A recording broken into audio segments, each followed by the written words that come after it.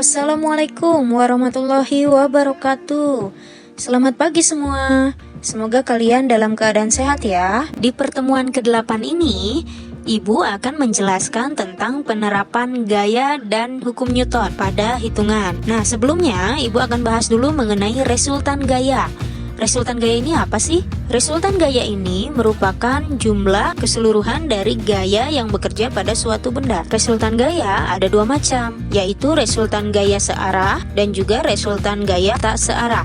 Resultan gaya searah dapat dituliskan secara matematis dengan rumus sigma F sama dengan F1 ditambah F2. Apabila arah gayanya ke kanan, maka gaya tersebut memiliki bilangan positif. Tetapi apabila arah gayanya ke kiri, maka gaya tersebut memiliki bilangan negatif. Nah, kemudian resultan gaya tak searah dapat dituliskan secara matematis dengan rumus sigma F sama dengan F1 ditambah negatif F2. Mengapa demikian? Karena arah gaya pada F1 menunjukkan ke arah kanan, maka F1 dituliskan dengan bilangan positif. Nah, arah gaya pada F2 ini menunjukkan ke arah kiri, maka F2 dituliskan dengan bilangan negatif. Baik, agar kalian lebih paham tentang materi resultan gaya ini, kita coba bahas soal yuk. Nah, di sini ada contoh soal pertama, di mana ada dua orang mendorong sebuah benda ke arah kanan, seperti gambar di bawah ini, di mana orang pertama memiliki gaya sebesar 25 Newton dan orang kedua memiliki gaya sebesar 20 Newton. Nah, pertanyaannya, berapakah resultan gaya yang dihasilkan? Baik, seperti biasa kita tuliskan diketahuinya dulu, di mana yang diketahuinya adalah F1 sama dengan 25 Newton. Kemudian F2 sama dengan 20 Newton. Yang ditanyakan adalah resultan gaya atau disimbolkan dengan sigma F. Lalu kita jawab, karena soal ini searah, yaitu gaya pertama maupun gaya kedua ini mengarah ke kanan, maka bisa dituliskan dengan rumus sigma F sama dengan F1 ditambah F2. Tinggal dimasukkan saja F1 25 Newton ditambah F2 20 Newton, maka hasilnya 45 Newton. Maka resultan gayanya adalah 45 Newton ke arah kanan. Bisa dipahami ya? Baik, sekarang kita coba bahas contoh soal yang kedua. Joko dan Jeki mendorong benda yang sama seperti gambar di bawah ini, di mana Joko mendorong benda tersebut ke arah kanan dengan gaya sebesar 5 Newton. Sedangkan Jeki mendorong benda tersebut ke arah kiri dengan gaya sebesar 25 Newton. Pertanyaannya, berapakah resultan gaya yang dihasilkan?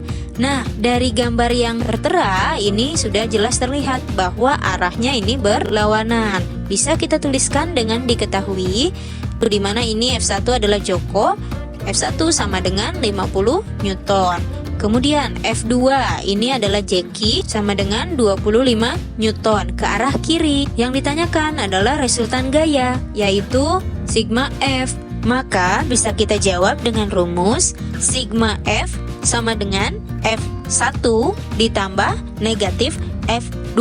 Nah, mengapa di sini F2-nya bertanda negatif? Karena F2 ini adalah Jeki, ya, di mana Jeki ini mendorong ke arah kiri. Berarti bilangannya harus berupa negatif. Nah, sekarang tinggal kita masukkan F1 sama dengan 50 Newton ditambahkan negatif F2, di mana F2-nya adalah negatif 25 Newton. Tinggal dijumlahkan 50 Newton ditambah negatif 25 Newton sama dengan 25 Newton.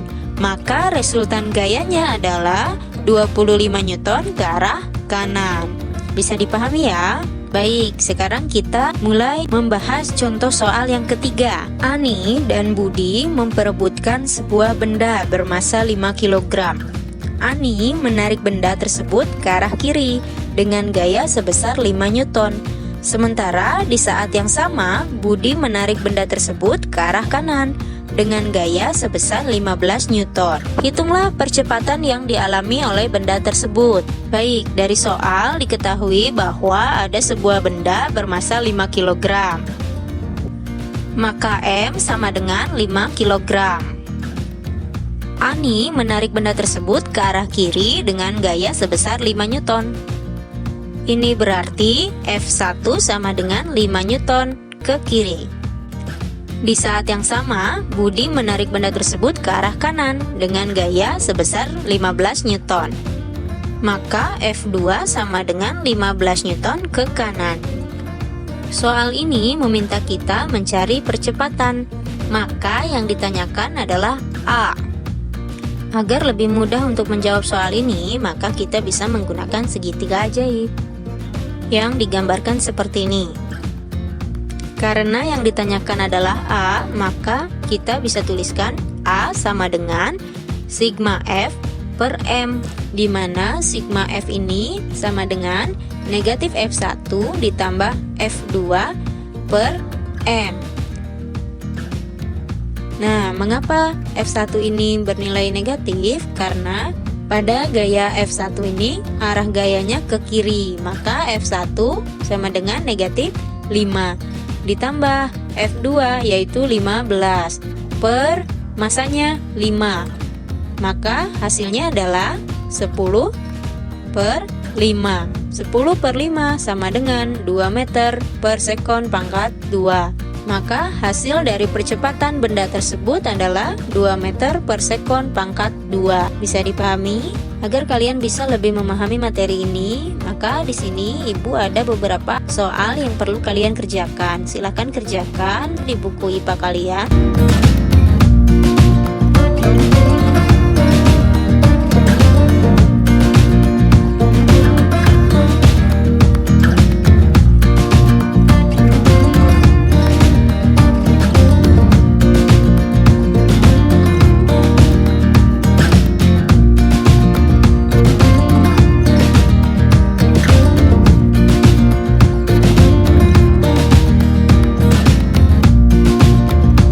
Itu dia pembahasan dari Ibu.